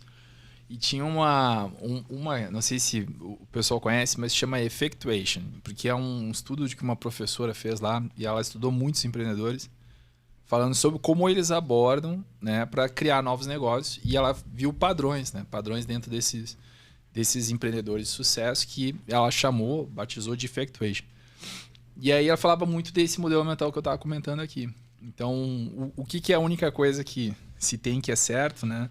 Quando a gente cria uma visão, é saber que o caminho não é reto, né? Então, assim, beleza, a visão é um horizonte, a gente vai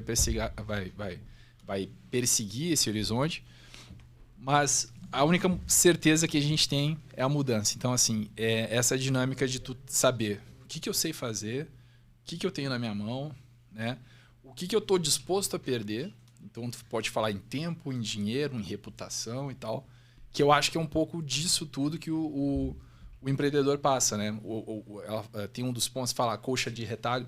Cara, não quero fazer a super empresa, não sei o quê. Cara, eu quero resolver esse probleminha aqui agora.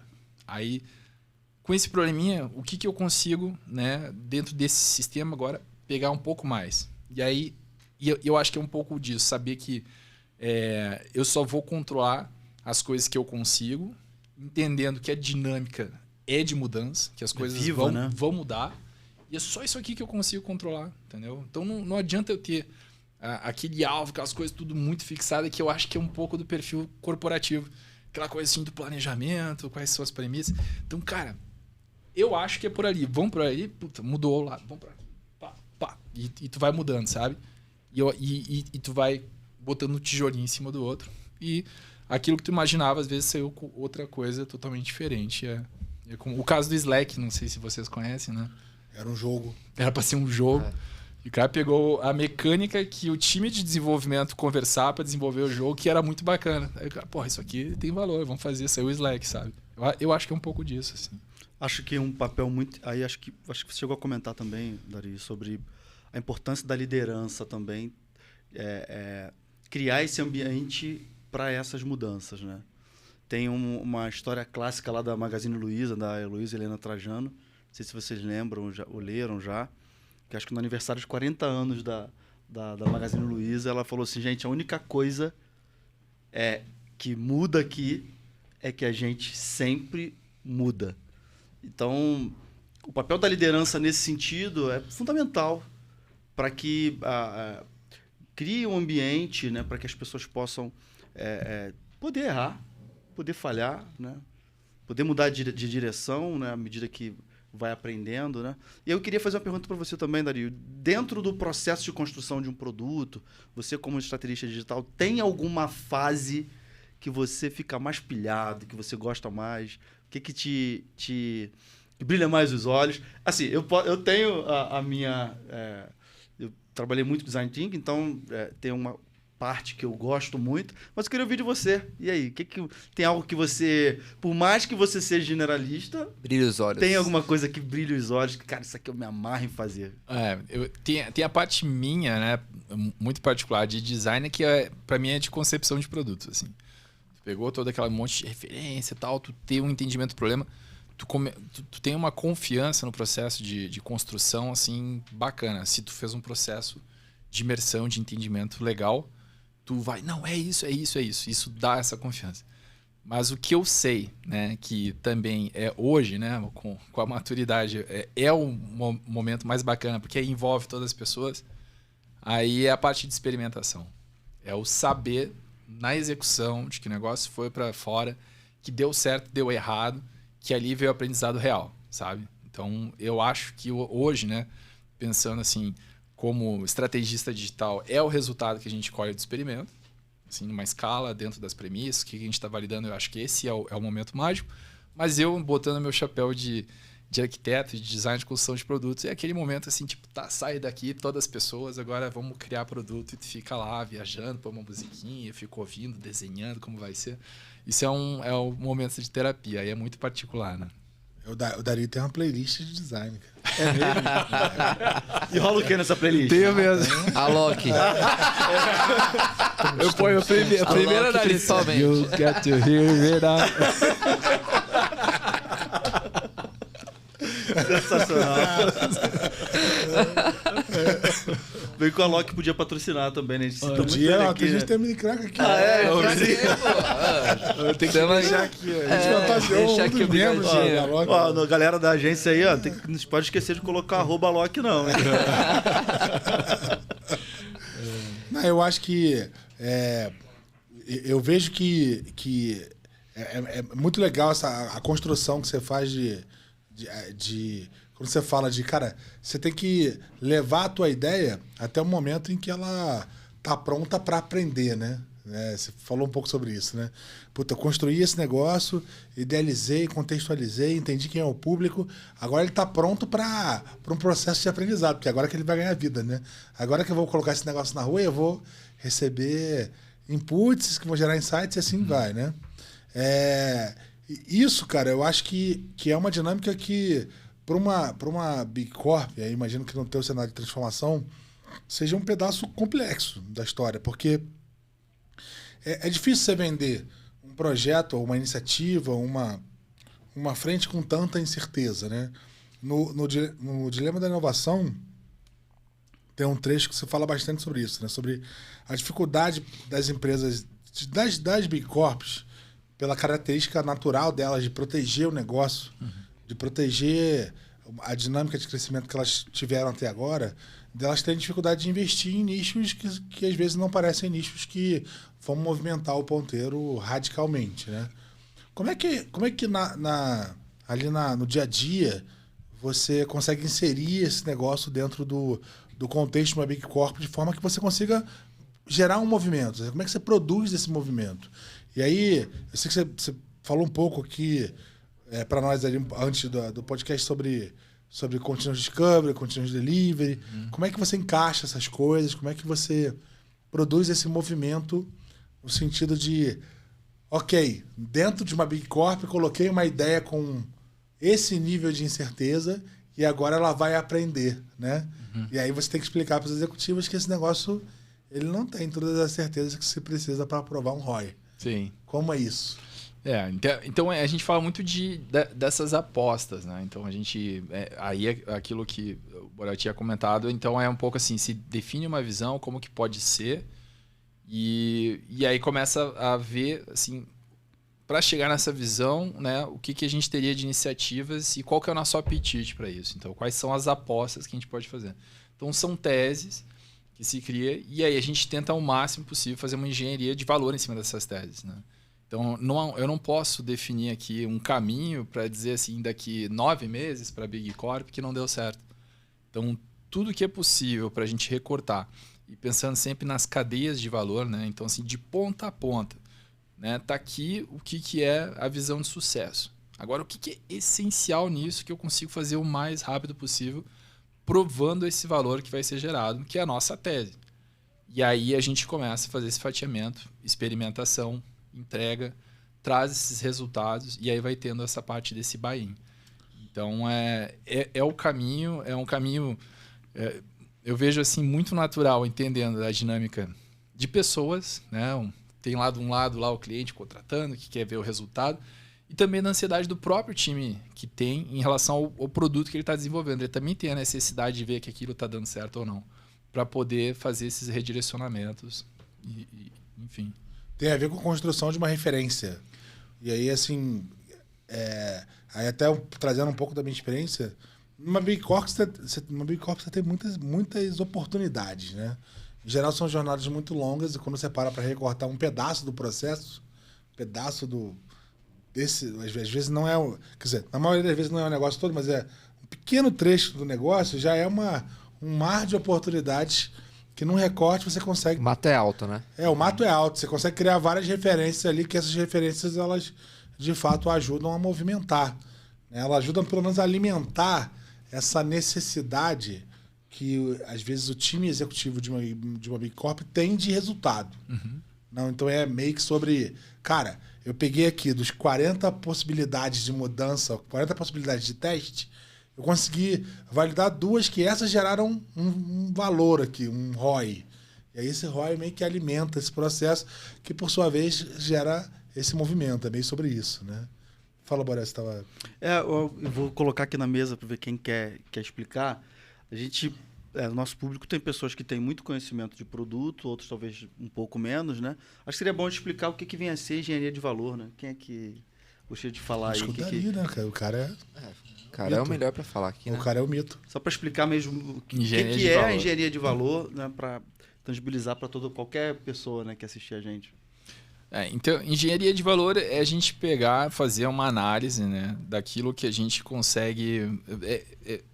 pensando aqui já em dinâmica, né, tu botar numa matriz 2 eixos, né, o que é valor de negócio que eu vou trazer, no outro eixo, qual o esforço que eu vou ter. Então, assim, quando tu começa a pegar todos esses pontos e colocar dentro nessa balança, né, o quanto de esforço eu tenho para fazer isso, quanto de valor, você vai começar a identificar que tem coisas que você consegue fazer com um esforço pequeno, né? A gente fala em tempo, dinheiro, recursos que você vai implementar naquilo lá, e vai trazer um valor, não talvez aquele gigante que você gostaria, mas que traz um ganho rápido agora que você consegue, né? E aí você começa a separar essas coisas, então você está fazendo uma priorização. Então, engenharia de valor é o que eu trago para perto, que eu consigo trazer valor para agora e com isso tirar um fator multiplicador, né, que eu diria de valor, que seria o aprendizado. Então, assim, trouxe, botei para fora, aprendi. Às vezes isso exponencializa o aprendizado que eu tenho com aquilo lá. Eu só tenho um contraponto que eu acho que é interessante essa visão, né? Que você vê certinho as suas ações ali, né? O que pode gerar de valor de acordo com o esforço. Mas eu acho que hoje em dia, eu não sei no caso de vocês, né? Mas o que eu tô tendo muito contato é que as pessoas querem fazer as coisas muito mais fáceis, né? Que tem menos esforço e esquecem do valor. Então, às vezes, você faz tanta coisa com esforço pequeno e que gera pouco valor, que às vezes não é nada, não muda o jogo. Às vezes compensa mais, né? Aí depende de cada caso, tem que olhar pro seu cliente e tudo mais, né? Às vezes compensa mais se demorar um pouco mais, né? Ter um pouco mais de esforço para gerar um valor muito maior que vai mudar o jogo, que vai mudar, sei lá, vai mudar a experiência do cliente. Então acho que a gente tem que balizar essas coisas, né? Tem que analisar bem, né? Você vê o fundador da startup aqui do momento Ah, falando em demorar um pouquinho mais. Estão mudando. Mas assim, eu acho que é fato. No fim, é um pouco sobre... Quando você fala sobre mapear avenidas de oportunidades, você está tentando criar um mecanismo de priorização. Né? Então, você pega o objetivo lá, o norte, que o Borel comentou, as avenidas de oportunidade, as avenidas de oportunidade, né? Que na verdade são as... Olhando para aquela perspectiva para aquela direção que você quer seguir, quais são as oportunidades que você encontra mudando esse modelo, você vai mapear, assim, olhando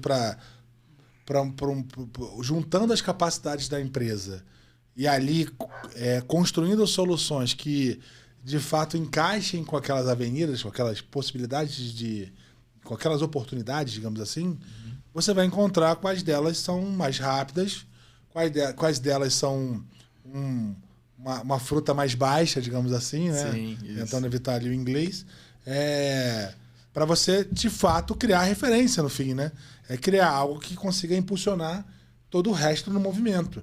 Porque, no fim das contas, o que você quer mostrar para a empresa, provar para a empresa, é que experimentar vai gerar resultado. Mas existe uma ansiedade muito grande em torno disso, né? Um resultado cultural importante para as empresas também. Sem dúvida. Porque como você chega lá e defende? Puta, eu tenho um KR aqui que é validar esse conceito. O cara, mas só validar isso, né? Tem um aprendizado enorme nesse meio.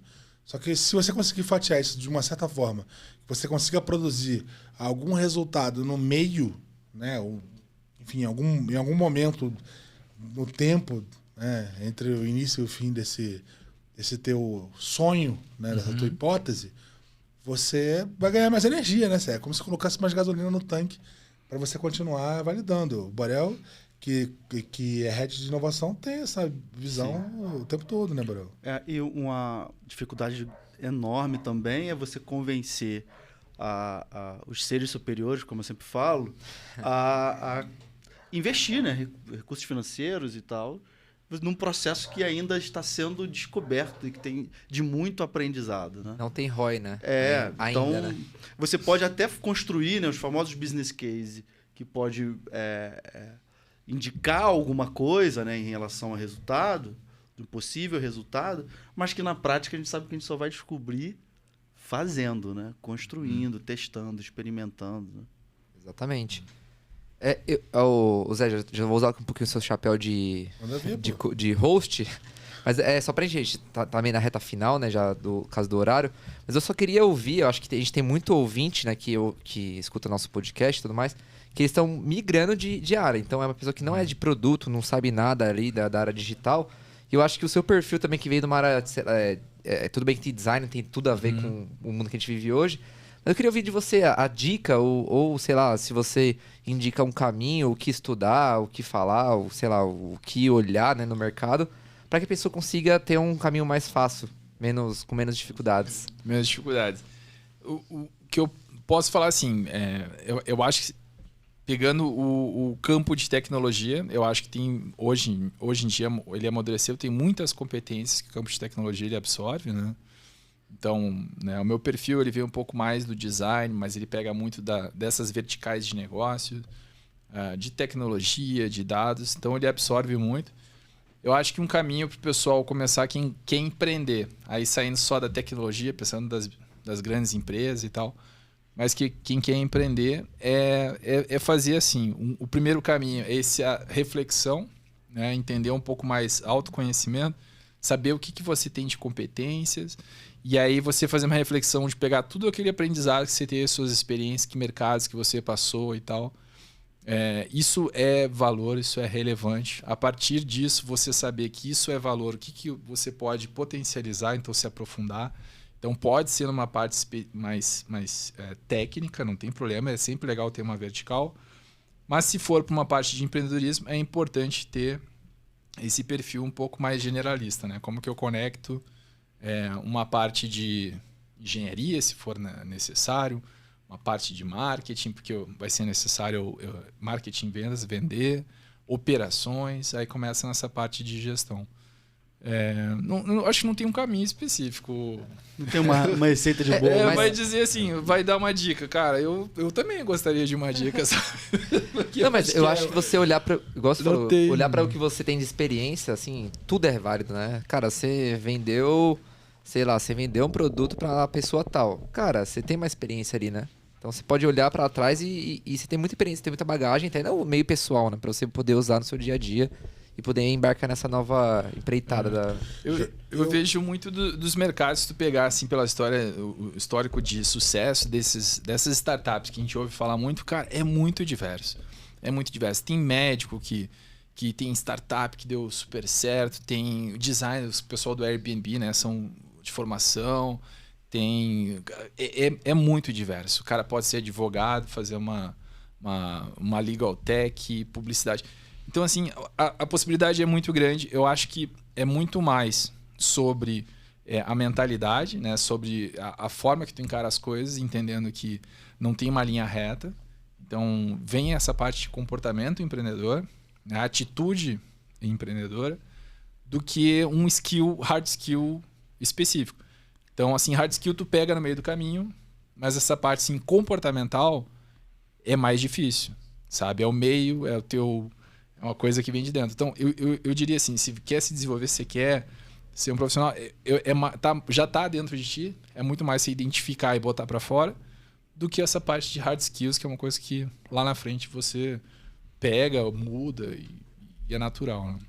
Eu acho que minha tradução dessa história, e dando aqui a minha contribuição, é sobre repertório e inconformismo, né? Então, no fim das contas, eu acho que o recado até assim bem legal da história do Dario, de vir de um mercado diferente, designer, etc.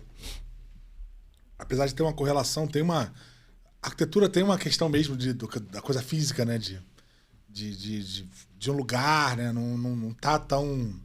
Não é naturalmente vinculado a software, né? Não é naturalmente vinculado ao mercado digital. Enfim, acho que tem uma questão muito física, né? Mas eu acho que tem muito a ver com o repertório, né? Tem muito a ver com uma boa dose de inconformismo, uma boa dose de repertório, né? De coragem. E coragem, né? Coragem, eu acho que é o terceiro elemento. Coragem, um pouco até o Celhão dizia, um pouco de audácia, né? Uhum. A audácia de botar a mão e fazer.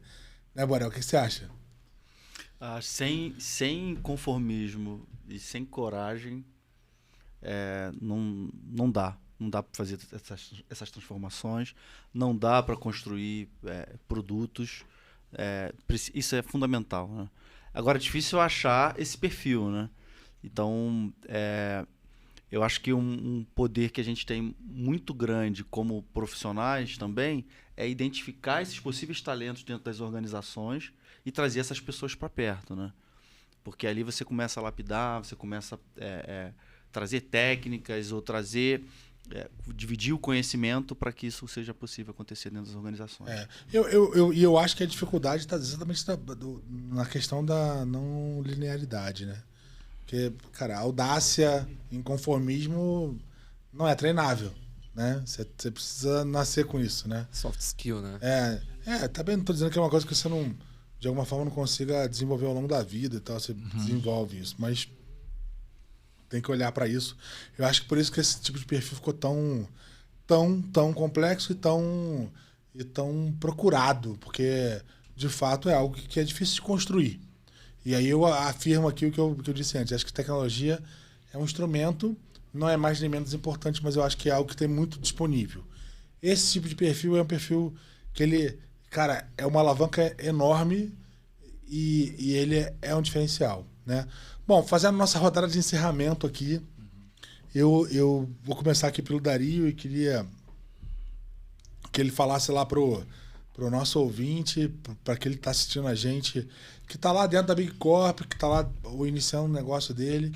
Quais são as tuas dicas, cara, para aquele cara que está sentado dentro do departamento, da área dele, como você queira chamar, ou que está agora com uma ideia para colocar em prática? Como é que você ajudaria esse cara? Que dica você daria para começar, para colocar essa ideia, para colocar essa visão de mudança em movimento?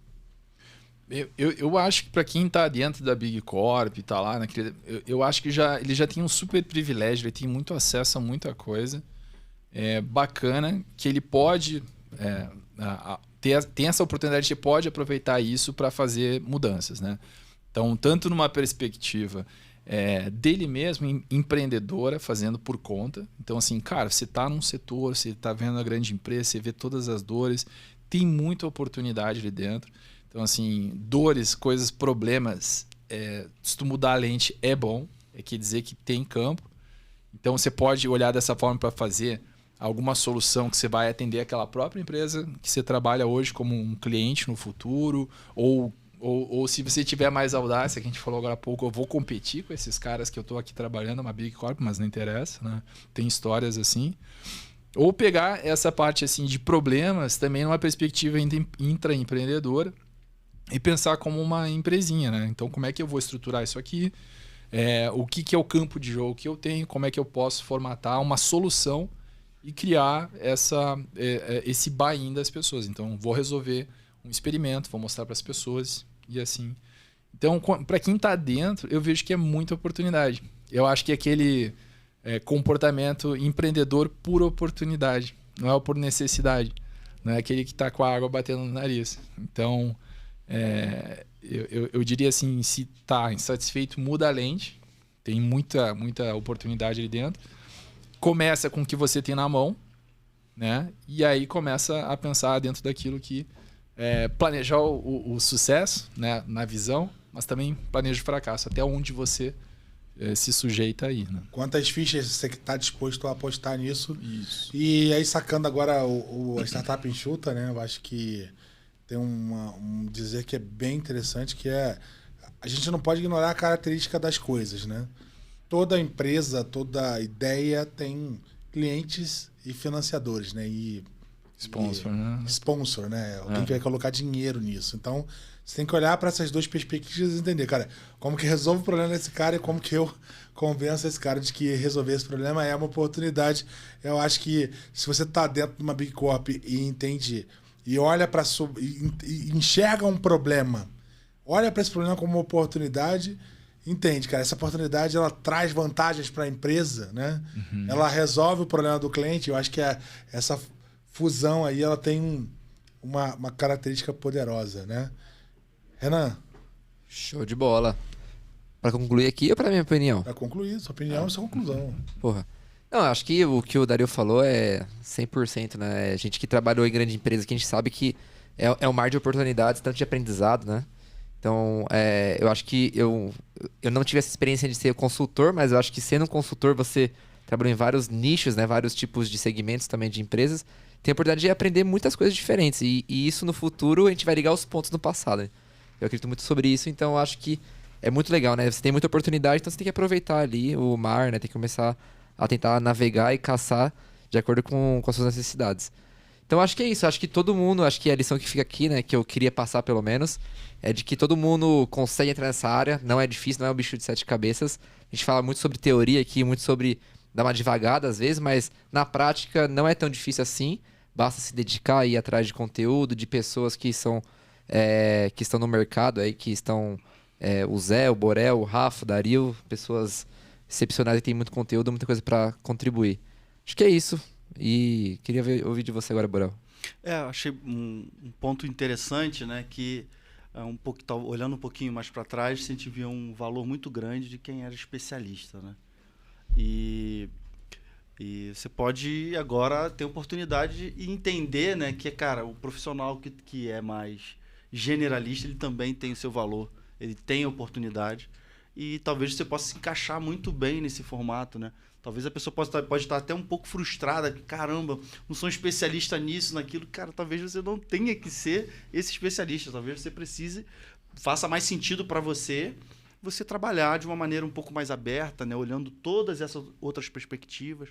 Talvez você tenha uma habilidade humana, né? De se relacionar, de juntar as pessoas, juntar as peças ali para construir um produto, um serviço. Então, eu acho que esse é um recado importante desse episódio e eu gostei muito. Obrigado, Dari, por contribuir bastante com a gente hoje aqui. Puta, cara, esqueci do principal. Agradecer aqui na Darivuzão. Obrigado mesmo, viu? Dario, show de bola.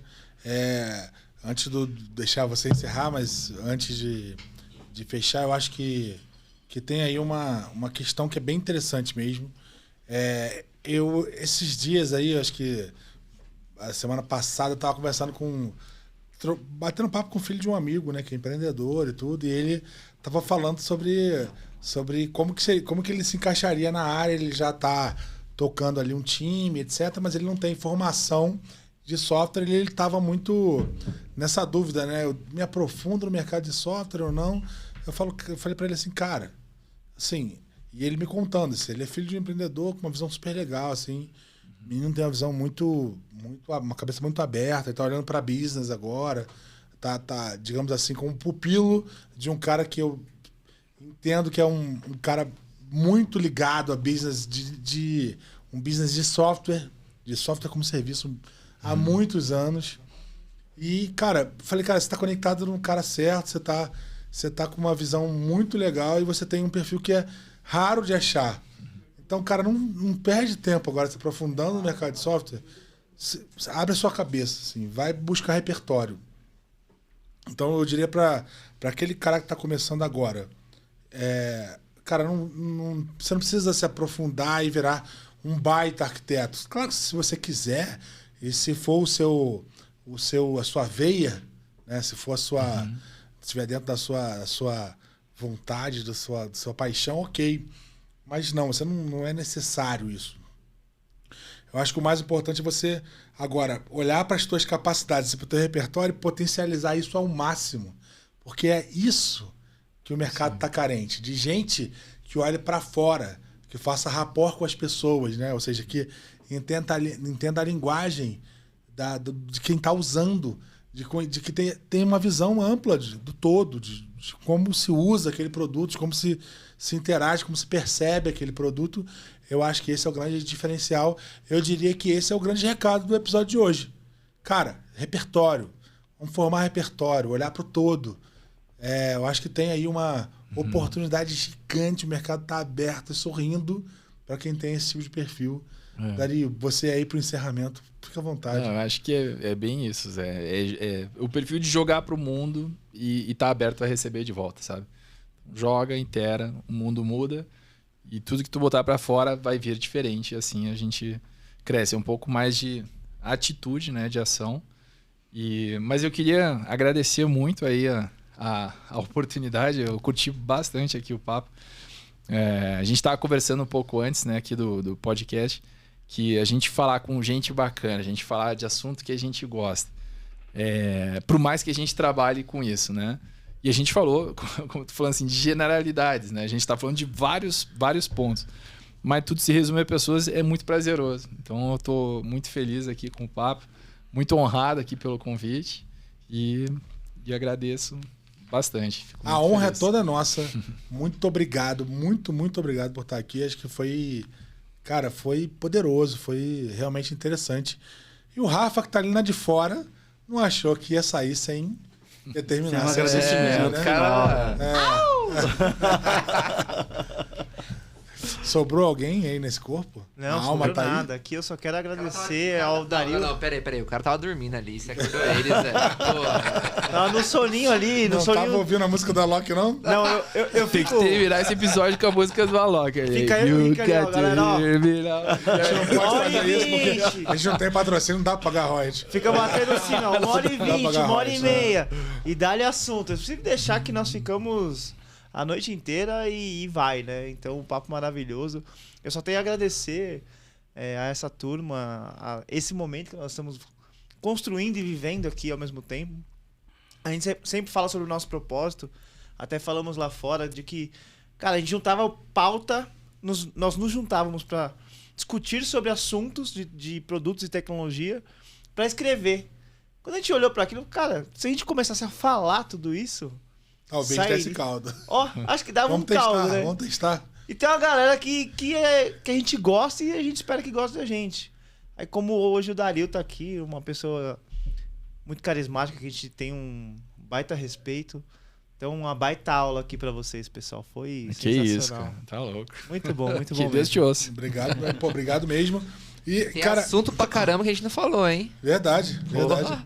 Não, e esse negócio do Rafa foi muito legal, porque de fato começou assim, o produto piloto começou a gente pensando em gravar as nossas conversas para escrever os artigos, né?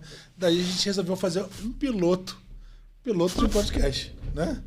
E estamos aqui. Obrigado, Dario. Pessoal, curte a gente lá no @Produto Piloto, em todas as plataformas, no Spotify, no YouTube, no LinkedIn. Cara, sigam a gente, mandem suas perguntas, mandem o que vocês acham que é interessante que a gente converse aqui, que a gente discuta, que a gente debata. A gente está aqui para dar acesso a esse conteúdo que eu diria que nunca houve um momento no mercado de tecnologia em que fosse tão importante falar desse tema quanto hoje. Então é isso, gente. Obrigado. Até a próxima. Uhul! Valeu, pessoal. Tchau, tchau. Valeu, gente.